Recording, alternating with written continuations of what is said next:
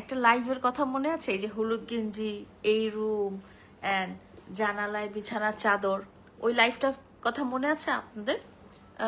একটা বছর হয় নাই, না না 1 বছর হয়েছে, মাত্র 1 বছর আগের ঘটনা, মাত্র 1 বছর আগের ঘটনা। 10 তারিখ মে 2025 সালের ঘটনা। ওই লাইভটার কথা আমি জানি আপনাদের অনেকের মনে আছে, আমারও মনে আছে, যেখানে প্রিন্স মামুন নামের একটা জন্তু জানোয়ার আমার বাসায় কোন দিক দিয়ে জোর করে ঢুকে, যে আমি ঘুমন্ত অবস্থায় একটা লাইভ অন করে ফেলছে।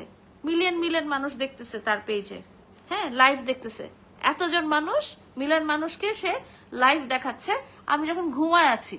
হ্যাঁ আমার বাসায় সে, যেহেতু আমার বাসা খোলামেলা আপনারা জানেন, আমার বাসায় ঢোকাটা খুবই ইজি। এছাড়া প্রিভিয়াসলি 4 বছর আমার বাসায় উনি ছিলেন, তো আমার বাসায় যে কোনো ভাবে ঢুকে যেতে পারেন। ওই যে ওনার দ্বিতীয় স্ত্রীর বাসায় উনি যে দরজায় ধাক্কাধাক্কি করতে হয়েছে, দরজা সিটকি আটকায় ধরে লিখন দাঁড়ায় ছিল, ওগুলো দরকার পড়ে নাই। কারণ আমার বাসায় সবাই তাকে চেনে, সবাই তাকে সম্মান করে, সবাই তাকে রেসপেক্ট করে, এবং যার 4 বছর যেহেতু সে এই বাসাটায় ছিল এবং আমার বাসার চারপাশে যেহেতু খোলা ছিল, সো সে সুন্দর মতো ঢুকে যেতে পারছে। এবং ঢুকে যে যেটা করছে, যে আমি একদম ঘুমের ড্রেস পরেছিলাম, হলুদ কালারের একটা গেঞ্জি পরেছিলাম, সে লাইভটা অন করে চিৎকার করে করে কি বলছিল মনে আছে আপনাদের? আমার মনে আছে, আমি বলি। সে চিৎকার করে করে বলছে যে আজকে যদি সে সুইসাইড করে, আজকে যদি সে মারা যায়, তাহলে সেটার জন্য দায়ী হব আমি, দেশের আইন ব্যবস্থা এবং দেশের সমাজ ব্যবস্থা। তা আমার কথা হলো, এই যে এই ছাপড়ি টোকাই বস্তি মামুন নামের এই যে এই জানোয়ার, হ্যাঁ অপরাধী, এই যে এই লোকটা, হ্যাঁ এই এক একটা কাহিনী এক একটা নারীকে নিয়ে করে বেড়ায়, এবং সেই নারী যখন ভয়েস রেজ করে, তখন সাথে সাথে তার বাসায় কেন টিভি চ্যানেল এবং সাংবাদিকরা চলে যান? কেন আপনারা তাকে প্রমোট করেন? কেন তার যদি কোনো সেলফ ডিফেন্স করতেই হয়, সেটা সে কোর্টে যে করবে, আপনারা কেন তাকে সাপোর্ট করেন?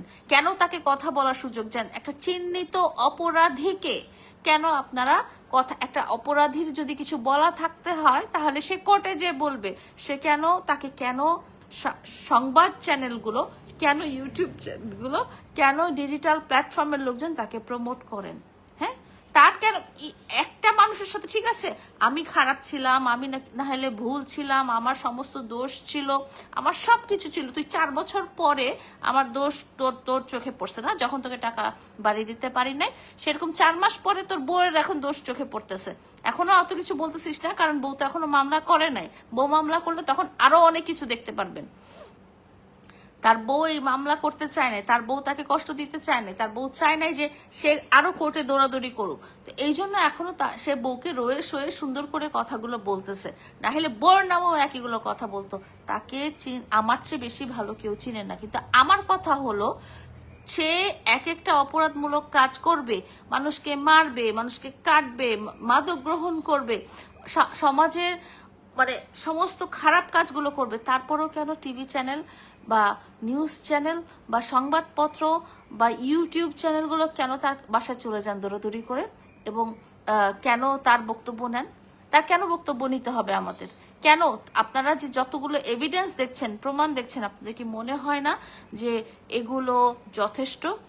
একটা মানুষের নামে যে এতগুলো মামলা রয়েছে, আপনাদের মনে হয় না যে তার পিছনে কোনো কারণ আছে?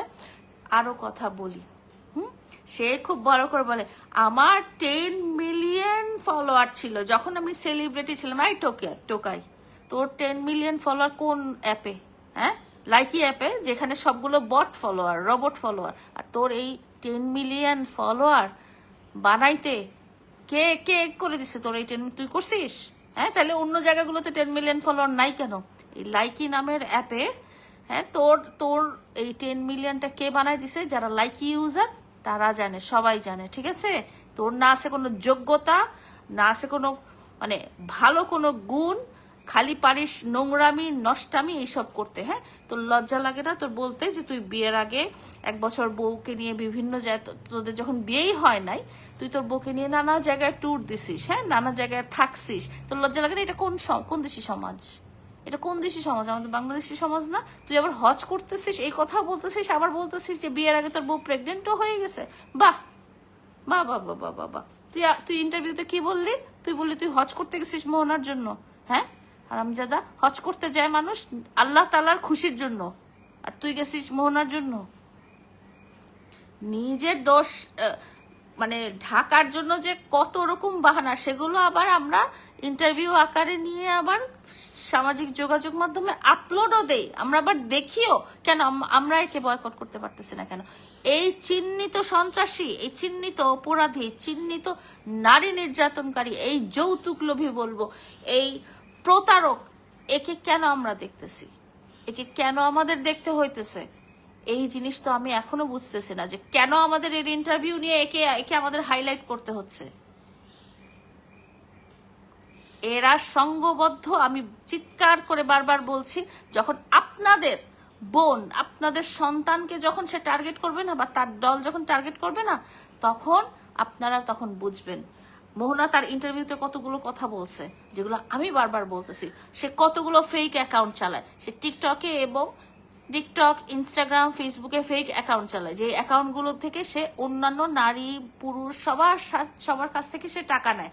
যখন কেউ টাকা নিয়ে নেওয়ার কথাগুলো বলে, তখন সে বলে কি এগুলো তো ফেক অ্যাকাউন্ট, এগুলো তো আমার অ্যাকাউন্ট না। কিন্তু পরবর্তীতে আমি জানি, যেহেতু আমি তার সাথে 4 বছরে তার জীবনসঙ্গী ছিলাম এবং তার স্ত্রী যেহেতু 4 মাসের জীবনসঙ্গী ছিল, আমরা জানি এগুলো ফেক অ্যাকাউন্ট। এগুলো মানুষকে প্রতারণার ফাঁদে ফেলার জন্য এই অ্যাকাউন্টগুলো সে ব্যবহার করে।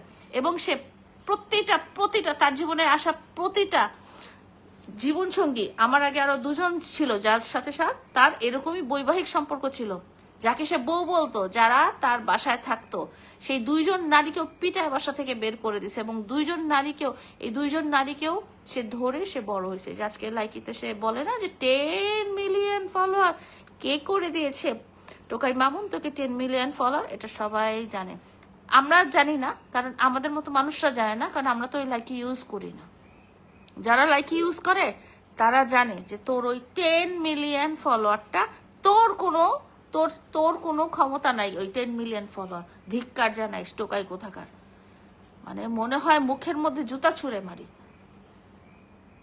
লজ্জা লাগে না তোর ক্যামেরার সামনে আসতে? লজ্জা লাগে না তোর এতগুলা মানুষের সাথে তুই মেয়েদের গায়ে হাত তুলিস, তুই মেয়েদের টাকায় চলিস, তোর পরিবার মেয়েদের টাকায় চলে, এক একটা মেয়েকে ধরিস, সেই মেয়েরা। আমি তো 3বার তোকে গরু কিনে দিছি কোরবানির, হ্যাঁ, এই মোহনা 4 মাসে একবার কিনে দিছে, আগের জনরাও আগে কিনে দিছে। তোদের লজ্জা লাগে না? সেই মানুষের টাকায় গরু কোরবানি দিয়ে আবার বড় বড় মুখে ভিডিও বানাইস, আবার তোর বোন আসে লাইভে, তোর ভাই আসে লাইভে।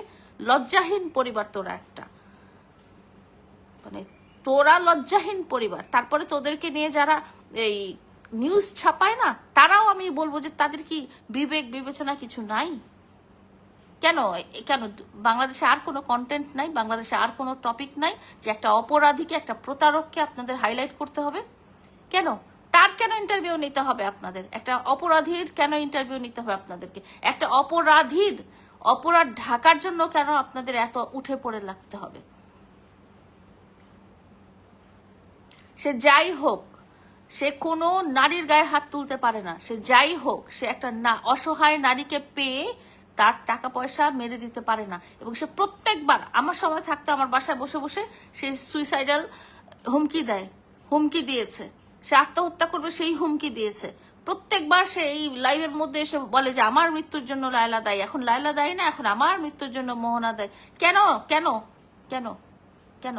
তোর এই যে বলে না যে তুই তো আসলে কোনোদিন মরবি না, তুই তো আসলে কোনোদিন সুইসাইডও করবি না, তুই ইচ্ছা করে মানুষকে এইভাবে ব্ল্যাকমেল করিস, তুই ইচ্ছা করে ইমোশনাল ব্ল্যাকমেল করিস, বুঝছিস? তুই ইচ্ছা করে ইমোশনাল ব্ল্যাকমেল করিস যাতে মেয়েটা ভয় পায় যে আরে ও সুইসাইড করবে, তার চেয়ে আমি টাকা পয়সা দিয়ে দিই, তার চেয়ে আমি বাড়ি গাড়ি দিয়ে দিই। হ্যাঁ, কই আজ পর্যন্ত বলিস তো নাই? সেই কত সাল থেকে, 2021 সাল থেকে তুই আমাকে সুইসাইডের ভয় দেখাচ্ছিস। তারপরে এই যে 2026 এসে মোহনাকে সুইসাইডের ভয় দেখাচ্ছিস। হ্যাঁ, মরলি না তো তুই, কই মরলি না তো। হ্যাঁ, আবার বলিস যে আমি লায়লার জন্য এই সুইসাইড করতে যাচ্ছি, এখন আবার তুই বলিস যে আমি মোহনার জন্য সুইসাইড করতে। তুই আসলে কার জন্য সুইসাইড করতে যাচ্ছিস? হ্যাঁ, তোকে আসলে মানে কি করা উচিত না? তোকে বাসা ভাড়া দেয় কি? আমি এটাই চিন্তা করি, যেসব মানুষরা এই যে বসুন্ধরা এলাকায় যে তোকে বাসা ভাড়া দেয়, হ্যাঁ, আরে তাদের কি চোখ কান নাক মুখ কিছু নাই? তোকে কে বাসা ভাড়া দেয়? তোকে কে প্যাম্পার করে? তুই তো একটা প্রস্টিটিউট, মেল প্রস্টিটিউট। তুই হাউস পার্টিতে যাস, ওই যে পার্টিতে যে নাচে টাচে মানুষজন টাকা পয়সা ছিটায়, এভাবে তোর ইনকাম। তুই কিসের সোশ্যাল মিডিয়া ইনফ্লুয়েন্সার? তোর মতো মানুষের বেঁচে থাকার আসলে কোনো অধিকার নাই, বুঝছিস? তোর মতো পরিবার যাদের আছে তাদের বেঁচে থাকার কোনো অধিকার আসলে নাই। তোরা মানে নরকের কিট, তোরা নর্দমার কিট, তোরা ড্রেনের কিট। এবং তোদের যারা ইন্টারভিউ নিয়ে তোদেরকে যারা হাইলাইট করে না, আমি তাদের বলবো যে ভাই আপনারা এগুলো থামেন, ঠিক আছে? এগুলো থামেন। দুনিয়াতে অনেক টপিক আছে। একজন অপরাধীকে, একজন প্রতারককে, একজন নিকৃষ্ট মানের জানোয়ারের ইন্টারভিউ নেওয়ার কিচ্ছু নাই। আবার বলে সেলিব্রিটি আমি ধিক্কার জানাই 10 মিলিয়ন। তোর 10 মিলিয়ন কে করে দিছে তুই বল? 10 মিলিয়ন তোরা কে বানাই দিছে? সবাই জানে তোর লাইকিতে 10 মিলিয়ন, তুই কিচ্ছুটা করিস নাই। এবং তারে তুই যে তোর 10 মিলিয়ন করে দিছে না, তারে তুই বাসা থেকে মাথায় বাড়ি দিয়ে মেরে বের করে দিছিস 100 ফিটে। সবাই জানে এইসব কাহিনী। আবার বলিস তার জন্য আমি সুইসাইড করছি, তার জন্য তারে আমি ভালোবাসি, তারে তুই এখনো ভালোবাসিস। এই কথাটা কেন বলতেছিস জানিস? কারণ তুই এখনো সে তোর নামে এখনো মামলা করে নাই। মামলাটা যদি করে ফেলে কোনো কারণে, তাহলে তুই তখন বুঝবি যে তখন তোর মুখের গলার স্বর সব চেঞ্জ হয়ে যাবে। তোর মতো নিকৃষ্ট মানের জানোয়ার দুনিয়াতে একটা নাই।